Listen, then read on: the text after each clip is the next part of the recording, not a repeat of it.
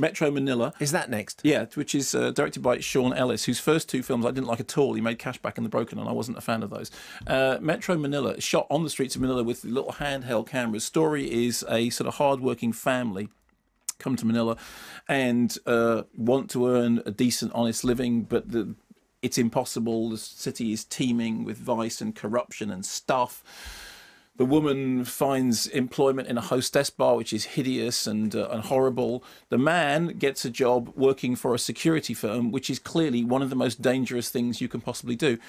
And the interesting thing about the film is it's, as I said, having not been a fan of Sean Ellis's previous work, and he's been very sort of highly feted by some people. The short film that was then expanded to make Cashback was Oscar nominated, and I think to some extent, in the case of Metro Manila, he's earned some of the praise that was heaped on him before. It's rather well done. It's rather well played. He's directing in a language which he doesn't speak, Tagalog, and that must be very difficult. I mean, it must. What's the language? Tagalog, which is apparently the language spoken in Manila, and I don't speak it either.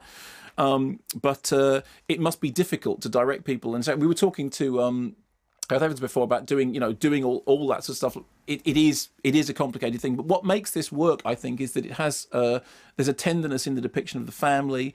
There is a sensitivity in the drama. It's an action movie. I mean, it has action sequences in it, but it is actually interested in its characters. And although the story is to some extent a story that you will have heard before, innocents abroad, going into the big city and finding themselves overwhelmed and dragged into strange crime and corruption, it does manage to play those riffs rather well, and certainly builds towards a